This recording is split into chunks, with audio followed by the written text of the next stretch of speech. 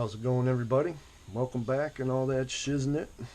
Got something a little different for you here today. This is one of my Airsoft buddies' Hicapa builds. This came to me, he just wanted a hammer swap. We're going to put this nice 9-ball heat gradation hammer in there. But there was also a few other things. He was missing the screw, fell out here. He had no racker, no spring. The screw fell out in the back, which I'm imagining he had no hammer protection pad, which is his frame is pretty beat up. I posted this on my Instagram, but if you can see that gap in there, there's no contact on the hammer until that point. So the hammer is contacting the frame. I'll show you the damage on the frame when we get into that. So like I say, he just wanted a hammer swap. Went in, did that, no big deal. There's a few other things missing. Went ahead and took care of those for him. Got this thing back and running, tip-top shape. The safety was a little messed up, it was a little funky. I put a new plunger on the back, took care of that for him. They're nice and tight now. Let's see. I think that was it for the first time that I looked at this. I gave it back to him, and first thing that happened was it went into full auto. So the sear, the spring dropped behind the sear, kicked into full auto instantly. I said, okay. I had to think about it for a minute. Then it clicked, and I went, okay, all right, it's just that sear, that's it. Fix that spring. So I brought it back, and then I took a deeper look into it. I did switch that sear spring back and ran into another problem. The hammer would not drop. The hammer would lock, but it would not fire. So I went deep in here, checked the sear, checked the disconnector, all that kind of stuff. And what I found was what appeared to be severely worn out parts.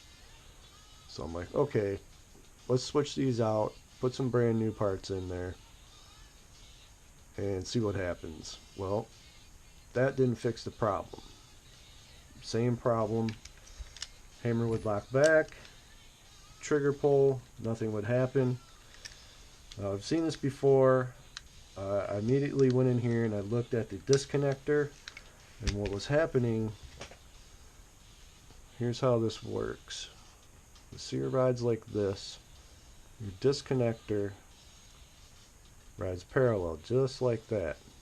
That little tab right there slips behind the sear, and then your trigger actuates that and disconnects the sear. Well, what's happening there, the disconnector is pushing up, but it's catching on the bottom of the sear. So I went and I looked at these parts a little more closely, and I noticed that these were ground down. Somebody took the grinder to these and they flattened these, maybe even to the top of this. Somebody tried to do a trigger job on this, is what I'm getting at. I could tell, it's pretty easy to tell that somebody was trying to do a trigger job on this. So I went in and I looked at the trigger bar. Now he does have a Airsoft Masterpiece trigger bar. This is pretty much a, I don't know why I'm doing that, he has the short stroke disconnected. He has this little filed off, so you don't need to pull it back. You can just pop that out for the short stroke. So I went in here and I looked at the trigger bar, and sure enough, on the trigger bar there's that little tab. You can bend that little tab and set the trigger back slightly. Well, that's what was happening, was that trigger bar was pushing against the disconnector just enough to push it underneath the sear so it wouldn't slide behind it and could be actuated. So we're getting stuck right there. So I took that trigger bar out, I bent that tab back, I replaced the sear, the disconnector with brand new unmodified parts. And I believe we are all good and ready to go, guys. Alright, we'll go shoot it. Let's go shoot it. Alright guys, here we are in my little shooting range in the basement. Got my glasses, targets down here. You guys can see that.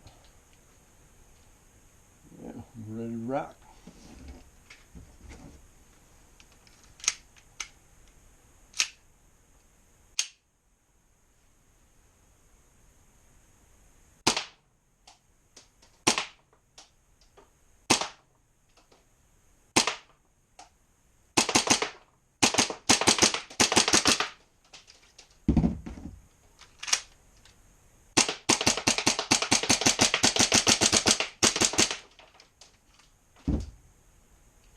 There you have it, guys.